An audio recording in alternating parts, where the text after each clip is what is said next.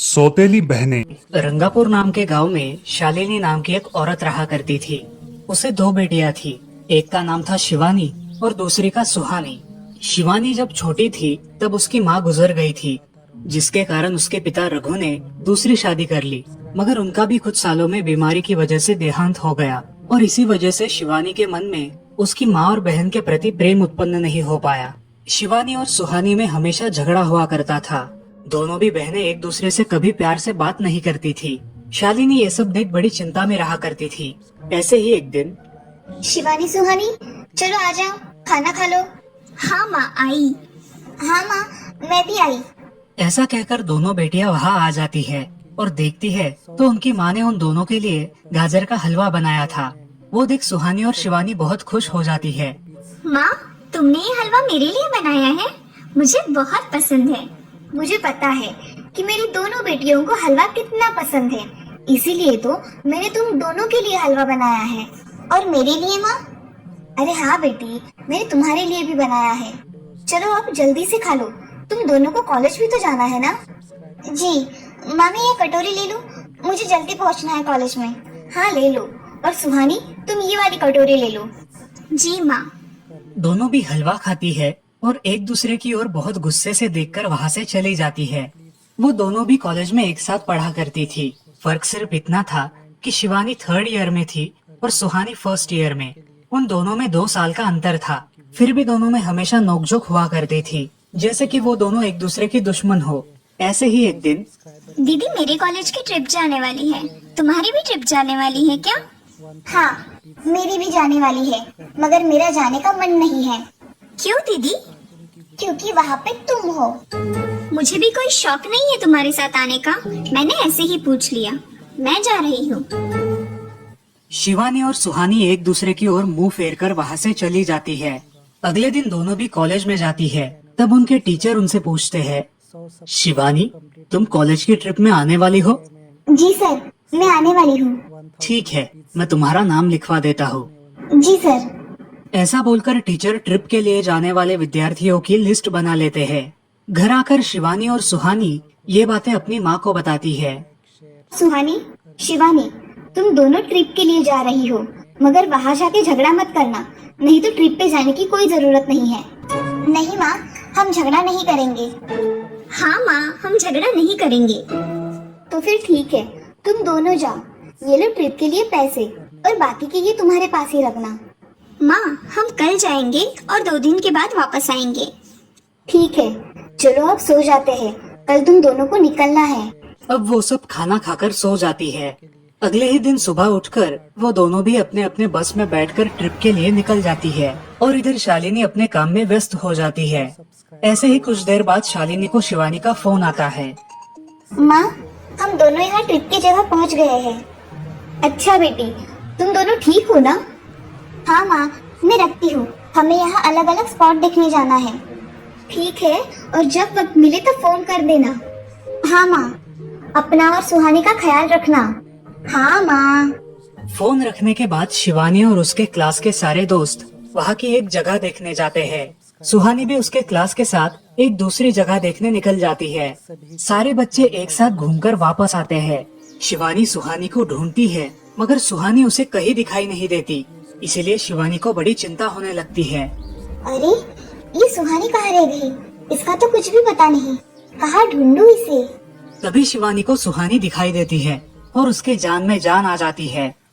सुहानी, कहाँ गई थी तुम? मुझे कितनी चिंता लग गई थी तुम्हारी। अरे, मैं यहाँ ही थी मेरी सहेलियों के साथ, मुझे कुछ नहीं हुआ। ऐसा बोलकर सुहानी वहाँ से चली जाती है। दूसरे दिन सब लड़के लड़कियाँ जल्दी उठकर अपनी तैयारी कर लेते हैं और पहाड़ पर जाने के लिए निकलते हैं। वो सब आज थोड़ा घूमकर शाम तक निकलने वाले थे। सब विद्यार्थी एक हिल स्टेशन देखने चले जाते हैं। शाम होने तक उस पहाड़ी का मजा उठाते हैं, लेकिन सुहानी बिना किसी को बताए उस पहाड़ी के एक अनजान हिस्से में चली जाती है। वहाँ का मनमोहक दृश्य देखते देखते गलती से उसका पैर फिसल जाता है और वो वहाँ से नीचे गिर जाती है। शाम हो जाने के कारण सभी विद्यार्थी वहाँ से निकलने लगते हैं और यहाँ सुहानी एक पेड़ के सहारे उस पहाड़ी की चोटी पर लटकी रहती है। शिवानी सभी विद्यार्थियों में अपनी बहन को ढूंढती है, लेकिन वो उसे कहीं नहीं मिलती। सुहानी को ढूंढते ढूंढते शिवानी वापस उसी पहाड़ी के पास आती है और उसे आवाज लगाती है। सुहानी, सुहानी कहाँ हो तुम? दीदी मैं यहाँ हूँ, बचाओ मुझे, मैं यहाँ हूँ। सुहानी की आवाज की ओर जाते ही उसे पता चलता है कि सुहानी पहाड़ी पर लटकी है। ये सब देखकर शिवानी बहुत घबरा जाती है। शिवानी अपनी पूरी ताकत लगाकर उसे ऊपर खींच लेती है। तुम यहाँ क्यों आई थी? अगर तुम्हें कुछ हो जाता तो मैं क्या करती? माँ को क्या जवाब देती? दीदी मेरा पैर फिसल कर मैं वहाँ गिर गई। मैंने बहुत आवाज दी मगर मेरी आवाज किसी ने नहीं सुनी। तुम ढूंढते हुए आई और मुझे बचा लिया। तुम दुनिया की बेस्ट दीदी हो। हाँ सुहानी, चलो अब घर जाने के लिए देर हो जाएगी, बस निकल जाएगी। सुहानी को ऊपर खींचते वक्त शिवानी के हाथ पर बहुत सारे जख्म हो गए थे, इसीलिए सुहानी अपनी ओढ़नी फाड़कर उसके हाथ पे बांध देती है और अब वो दोनों बस के पास चले जाते हैं। क्या हुआ है शिवानी, हाथ से खून बह रहा है तुम्हारे? कुछ नहीं सर, मैं वहाँ पे गिर गई थी, अब मैं ठीक हूँ। टीचर और सारे छात्र गाड़ी में बैठकर घर जाने के लिए निकलते हैं। घर आने के बाद शिवानी सारी हकीकत अपनी माँ को बताती है और वो सब सुनकर माँ दोनों को गले लगाकर रोने लगती है। तुम दोनों एक दूसरे के साथ होते हो इसीलिए मुझे कोई टेंशन नहीं रहता, मगर मेरी बच्चियों खुद का भी ख्याल रखा करो। उस दिन के बाद दोनों सौतेली बहनों ने अपने बीच की सब नोकझोंक बंद कर दी और हंसी खुशी सगी बहनों की तरह रहने लगी। दोस्तों, इस कहानी से हमें ये सीख मिलती है कि हम सबको एक दूसरे के प्रति द्वेष की भावनाएं छोड़कर प्यार से रहना चाहिए। चंदनपुर नाम के गांव में चंपा नाम की एक औरत रहती थी। पति, 2 बच्चे और एक बेटी, ऐसा उनका पूरा परिवार था। उसका पति श्रीधर पोस्ट ऑफिस में जॉब करता था। उसके कमाई से ही घर चलता था। चंपा ने अपने घर के सामने एक छोटी सी दुकान खोल के रखी थी। उससे उसे जो भी मुनाफा होता वो अपनी बेटी की शादी के लिए जमा करके रखती। ऐसे ही बहुत दिन बीत जाते हैं। अब बच्चे भी बड़े हो जाते हैं। बड़ा बेटा अशोक डॉक्टर और छोटा बेटा रवि वकील बन जाता है और दोनों अपनी ट्रेनिंग पूरी करने लगते हैं। एक दिन उनकी बहन ज्योति के लिए एक अच्छा रिश्ता आता है और ज्योति की शादी पड़ोस के गांव के सरपंच जी के बेटे से हो जाती है। ज्योति बहुत ही कामचोर और गुस्सा करने वाली होती है। इसी कारण उसके ससुराल से उसे निकाल दिया जाता है। वो अपने पति को लेकर अपने मायके रहने आती है। अब चंपा का जमाई दुकान चलाता है और चंपा और ज्योति आराम से वहाँ रहती है। अरे ज्योति, जरा अपने कामचोर पति को कुछ काम करना क्यों नहीं सिखाती हो? कुछ काम का नहीं है वो। अरे हाँ माँ, उनके पिताजी ने तो उन्हें ही घर से निकाल दिया और हमारे माथे मर दिया। जाने दो, पति है। माँ और बेटी इसी तरह तानेबाजी करती रहती। अब बड़े बेटे अशोक की शादी उन्हीं के गांव के एक लड़की से करा दी गई, लेकिन उस लड़की से भी चंपा बहुत काम करवाती और वो बेचारी सासू माँ का आदर करके सब काम चुपचाप करती थी। एक दिन वो काम करके थक गई और एक जगह पर बैठ गई। ए कामचोर कमला, इतना सारा काम पड़ा है घर में, क्या वो तुम्हारा बाप आके करेगा? चलो उठ, काम कर।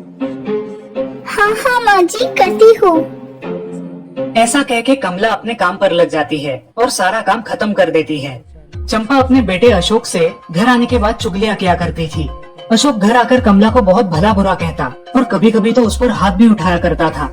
ये सब रवि देखा करता था और रवि को बहुत बुरा लगता था।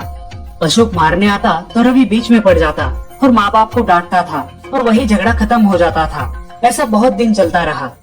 रवि को रंजना नाम की एक लड़की बहुत पसंद थी, जो कि एक न्यूज रिपोर्टर थी। क्या तुम मुझसे शादी करोगी? मुझे तुम बहुत पसंद हो। हाँ, मगर रवि, तुम्हारे घर में तुम्हारी माँ का बर्ताव मुझे बिल्कुल पसंद नहीं है, इसीलिए पहले तुम इसका कोई हल निकालो। अरे रंजना, मैं हूँ ना तुम्हारे साथ, तुम्हें टेंशन की क्या बात है? मगर रवि, तुम भी अगर मुझे मारने पीटने लगे तो मैं तुम्हें कोर्ट में खींचूंगी। अरे हाँ बिल्कुल, वो तो तुम्हारा अधिकार है। अगले दिन रवि अपने घर में रंजना के बारे में बताता है। रवि की माँ चंपा उसे साफ मना कर देती है। रवि, तुम्हें कुछ समझ आता है या नहीं? अपनी बिरादरी की लड़की से शादी करो बेटा। इस घर में ये आखिरी शादी है और मेरे भी कुछ अरमान है बेटा। अजय, आप कुछ कहते क्यों नहीं? हाँ बेटा, तुम्हारी माँ सही कह रही है, तुम इसकी बात मान जाओ बेटा। नहीं पापा, मैं शादी करूंगा तो सिर्फ रंजना से, वरना मैं शादी नहीं करूंगा। सब चुप हो जाते हैं। अगले दिन रवि मंदिर से शादी करके घर आता है। सब अचरज से रवि की ओर देखते हैं और चुपचाप अपने कमरे में चले जाते हैं। कमला उन दोनों का स्वागत करती है और वो दोनों अपने कमरे में जाते हैं। कैसे लगा मेरा घर? अच्छा है, मगर सब मिलजुल के रहे तो और भी अच्छा होगा। रंजना, तुम्हें मेरी माँ को सबक सिखाना होगा, तभी घर के सारे सदस्य ठीक हो जाएंगे।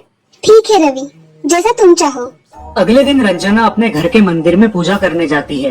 तभी रुको, मेरे भगवान के मंदिर में तुम मत आओ, जाओ यहाँ से। ये कहकर सास रंजना को वहाँ से भगा देती है और घर के किसी भी काम को करने से मना कर देती है। तब क्या माँ जी, आज से मैं इस घर की बहू हूँ। इस घर पे मेरा भी उतना ही अधिकार है जितना कि आपका। क्या बोल क्या रही हो? निकल जाओ मेरे घर से। खबरदार अगर हाथ भी लगाया तो। पता है ना, मैं न्यूज रिपोर्टर हूँ। रातों रात खबर छाप दूंगी और कोर्ट के चक्कर लगेंगे वो अलग, समझिए आप। सास चुपचाप देखने लगी और उसकी बेटी और ससुर भी देखते ही रह गए। रंजना ने कमला से कहा, दीदी, मुझे आपसे काम है, आप मेरे कमरे में आइए। और हाँ, आज से खाना ज्योति दीदी आप बनाएंगी। अरे माँ, तुम कुछ बोल क्यों नहीं रही हो? ये मुझे काम करने को बोल रही है। अजी सुनते हो? चलो मेरी मदद करो। हाँ आता हूँ। ज्योति किचन का काम करने चली गई और सास बाहर का काम करने लगी। रंजना कमला को लेकर अपने कमरे में गई और उससे कहा, कमला दीदी, आप कुछ कहती क्यों नहीं? आप चुपचाप सह लेती हो, उसका ये नतीजा है। अब देखो दीदी कैसे काम कर रही है। आप कुछ काम करती थी क्या शादी के पहले? नहीं रंजना, मगर अब घर से ही अपना खुद का कुछ व्यवसाय शुरू करने का सोच रही हूँ। बहुत अच्छे दीदी, अब आप किसी से मत डरिए, हम हैं आपके साथ। सच में किसी के साथ होने का कितना महत्व होता है। अब उसकी सासू माँ ही घर के सारे काम करने लगी थी और ज्योति को काम करवाने की वजह से ज्योति भी अपने ससुराल जाने की सोच रही थी। अजी, यहाँ तो काम वाली से भी ज्यादा बुरी हालत हमारी हो गई है। चलो हम हमारे घर चलते हैं, सब है हमारे यहाँ। अरे रे, आप कहाँ चली? अभी भी काम बाकी है। ज्योति का पति रंजना से धन्यवाद कहता है और ज्योति को लेकर अपने घर चला जाता है। अब सासू माँ एक दिन पूरा काम करके इतना थक जाती है कि उसके बदन में बहुत दर्द होने लगता है। तब दोनों बहू सास के पास चली आती है और एक बहू सास के पैर दबाती है तो दूसरी बहू सर दबाती है। सासू माँ उठकर रोने लगती है। मुझे माफ कर दो मेरी बेटियों, अब से कभी ये गलती नहीं होगी।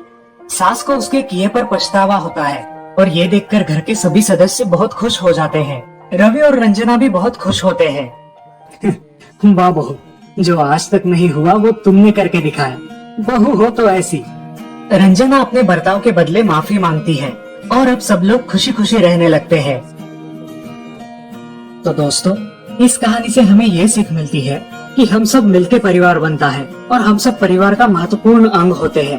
परिवार के काम मिल बांट कर करना ये हमारी वैयक्तिक